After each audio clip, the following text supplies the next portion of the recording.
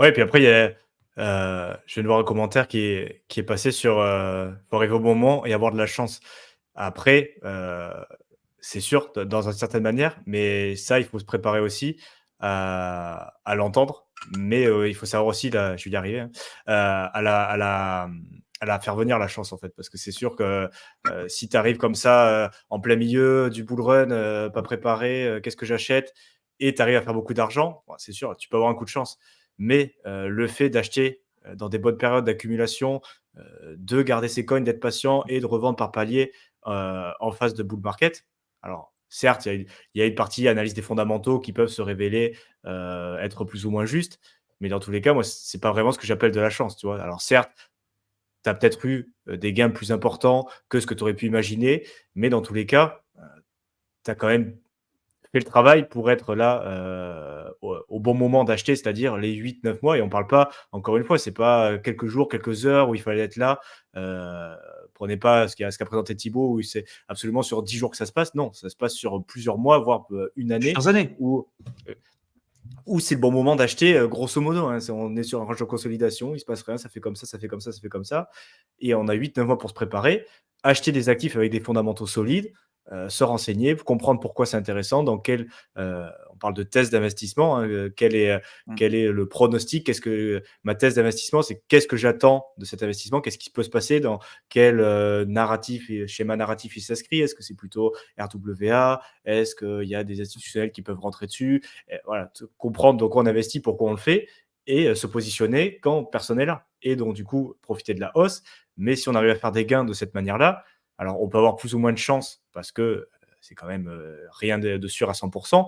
Mais dans tous les cas, il y a quand même un travail qui est fait qui relève d'autres choses que de la chance. Et je pense que c'est quelque chose qu'il faut se préparer aussi, même si c'est mieux quand même de rester le plus discret possible sur la crypto-monnaie. Je pense qu'il y a beaucoup de gens, et parce qu'on voit sur Twitter, ah, la chance, tu as pu avoir acheté tel coin à tel prix. Ouais, enfin, moi, je l'ai acheté il y a 2 ans, quand c'était complètement déprimé, quand tout le monde, plus personne n'était là, qu'il y avait que du FUD. Tu Cette prends, chance, il l'avait aussi. tes Cette chance, corollaires, il l'avait aussi. Tu vois, ouais, c'est les mecs, ils te disent, t'as eu de la chance de faire tel truc. La chance, il l'avait aussi. Simplement, moi, ce que je dis tout le temps, la chance, oui, il y a une part de chance en crypto. On va pas se leurrer. Mais ceux qui n'utilisent que le ressort chance pour obtenir des résultats, ils feront jamais rien. Parce que la chance, tu peux en avoir une fois, tu peux gagner au loto une fois, tu vas pas gagner au loto 50 fois d'affilée.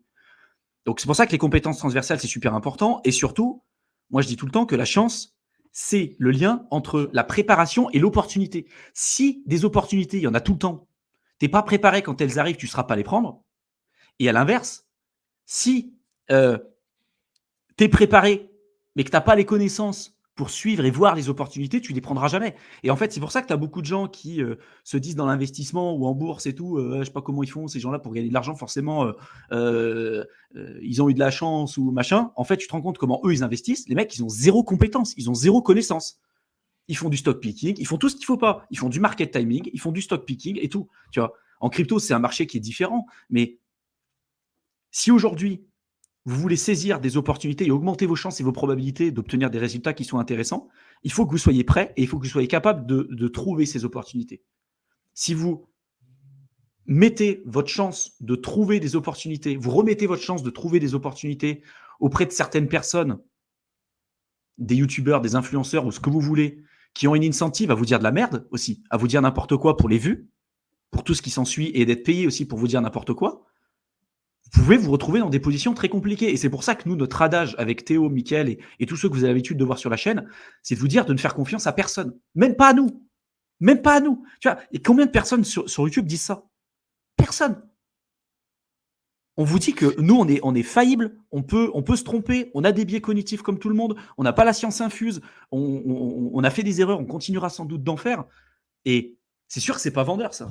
Les mecs, ils veulent quelqu'un qui va leur dire, encore une fois, c'est quoi qu'il faut que j'achète maintenant? C'est quoi la vérité, tu vois?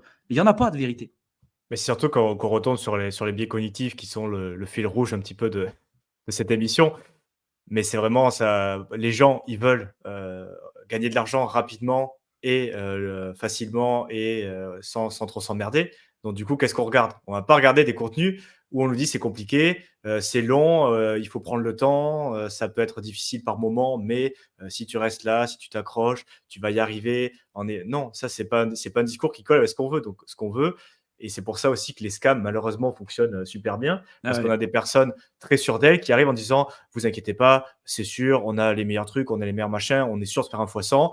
On omet totalement tous les risques. On parle que du positif avec 3 ou 4 talking points. On nous dit: «Vous inquiétez pas, c'est sûr, à 100%, c'est exactement ça qui va se passer à telle date, avec des prévisions et tout».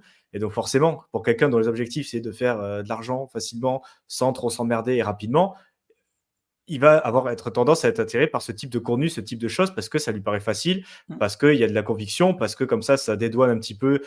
Si je fais des erreurs, on m'avait dit que, bah oui, mais moi je pensais qu'il avait raison, je pensais qu'il me disait la vérité. Et il y a tout ce côté aussi, on se dédouane un petit peu et on va écouter le discours le plus facile au final, où on se dit, ce projet-là, c'est sûr, ça va marcher 100%, t'inquiète pas, il n'y a aucun risque, fais-le maintenant, achète. Voilà. Et Mmh. alors, ah bon, ok, d'accord, allez, j'achète. Sauf que ouais, voilà, c'est aussi un lien entre le type de contenu et les résultats. Bon, je pense qu'il y a pas forcément d'études qui sont faites là-dessus, mais c'est ma petite théorie personnelle, tu vois, ouais. Ouais. Par rapport au biais cognitif et pourquoi les scams marchent aussi bien, il y a aussi ce côté parce qu'on te promet des rendements fous en très peu de temps et sans risque. Et c'est ce que et malheureusement, c'est ce que les gens veulent en priorité. Donc, Mmh. ça marche très bien et c'est pour ça qu'il y en a autant, parce que la majorité des gens, c'est ce qu'ils recherchent en fait. Donc, les Ah, mecs, ils c'est leur bien. donnent ce qu'ils recherchent, hein.